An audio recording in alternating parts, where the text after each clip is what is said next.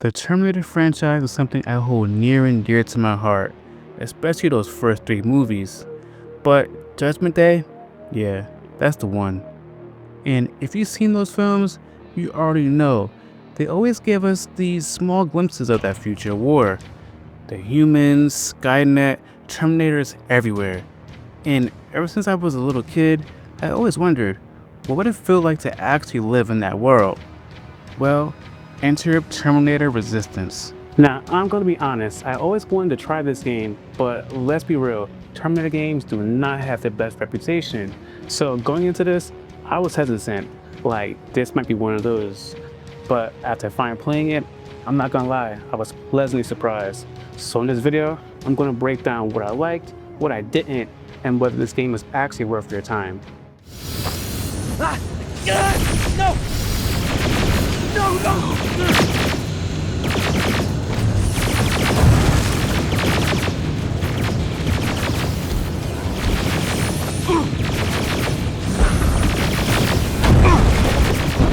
Listen to me if you want to live. Get under that bus, now! Keep moving, quick!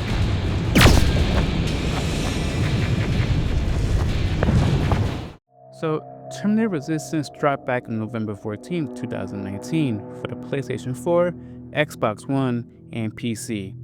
And yet, it didn't exactly blow critics away. Reviews were kinda but honestly, I don't really care what people think sometimes. If something looks interesting, I'm playing it. And one thing this game absolutely nails, that childhood dream I had, finally getting to experience the world after Judgment Day. In this game, it finally lets you sit in that atmosphere. Burnt out cities, machines patrolling everywhere, humans trying to survive. It actually feels like you stepped into the future war scenes from the movie, and for me, that alone had me invested. Now, let's talk gameplay. The gunplay is actually really fun. You start off using real-world weapons, shotguns, rifles, and I'm not gonna lie, those weapons feel useless. You're shooting a Terminator and it's like, yeah, you done? You're basically putting dents in them. But once you start getting those future weapons, oh yeah, now we're talking. Plasma rifles, energy weapons. Now you actually feel like you're doing some damage. And on top of that, the sound design is A1. The moment you start firing those weapons, yeah, you're in the movies.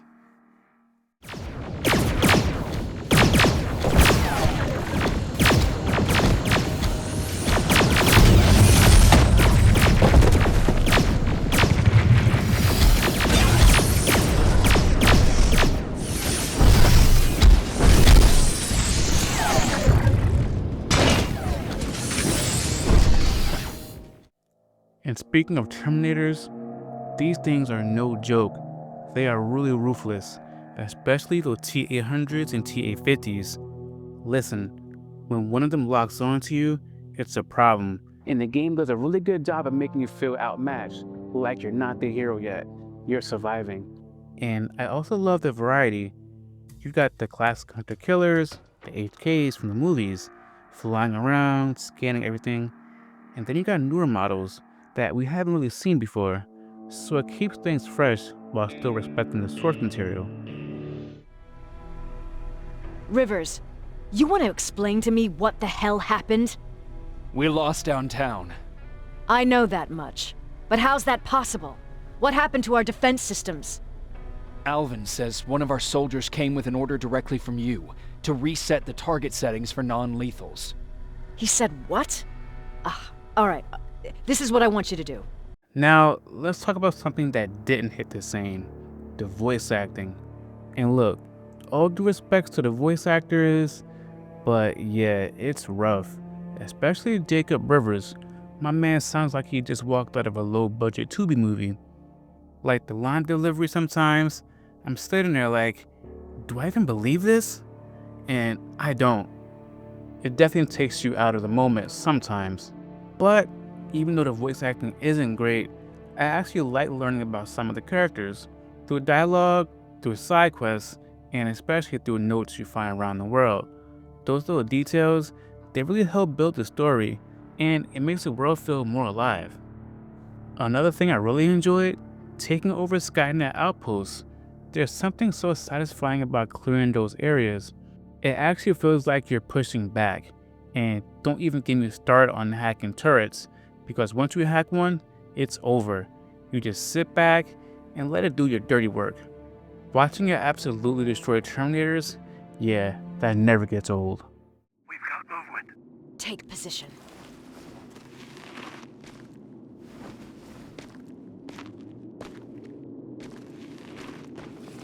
What do you have? A hooded man's walking down the street. Might be a scavenger. Rivers, you saw him. Is it the same model? Is it the infiltrator? I can't tell. We're waiting for your signal. I think that might be it. You think? Good enough for me. Cease fire! Cease fire! Target down! I repeat, target Go down! check him!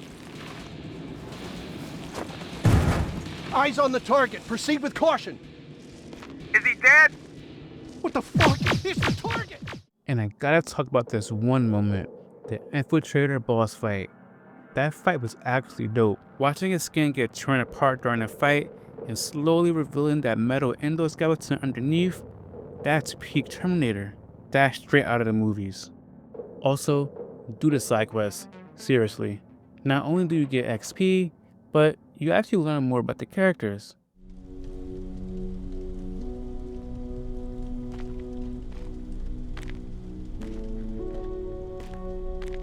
It needs to be done, Jacob. It needs to be done.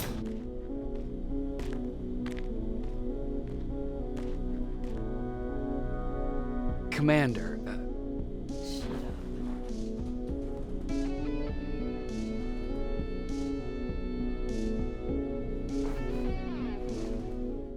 And then, there's something I did not expect in this game. Romance options.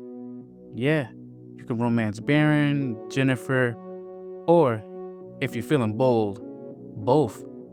I'm just saying, the apocalypse might be happening, but hey, my character was not lonely. And I cannot forget the soundtrack. Because when that classic Terminator music kicks in at just the right moment, yeah, I'm locked in. For a second, I'm not even playing the game anymore. I'm in the movie. Commander, what's going on? The 124 destroyed the central core and stopped Skynet. So is the war over? For some of us, yes. But just before we destroyed the core, Skynet managed to send 3 Terminators back in time. The only thing in our power now is to send the Protectors to meet them. Protectors? The ones that will assure the safety of the people marked for termination. The first Protector has to be Sergeant Kyle Reese. He'll go after the T-800 that's targeting my mother as we speak. By killing her, Skynet will try to erase me from ever existing. The second one will seek to destroy the T-1000. T-1000? A Terminator made of mimetic polyalloy, sent back to kill me as a child. A single prototype created by Skynet. It's too powerful for a single human being. That's why we'll have to send a Terminator of our own. Do you have that CPU that Mac reprogrammed? I do. You want to send a Terminator to protect your younger self? Won't you be afraid? I will be. Then, there's the matter of the infiltrator that was sent after you. The war can end for you right now, but the question is, are you willing to sacrifice your future to protect your past? By being here, you've already proven that this is not beyond your capabilities. But I'll leave the decision up to you. Will I be able to fix my past mistakes? I always believe that the future's not set. There's no fate but what we make for ourselves. You do have the power to change it, and protect the ones you care about.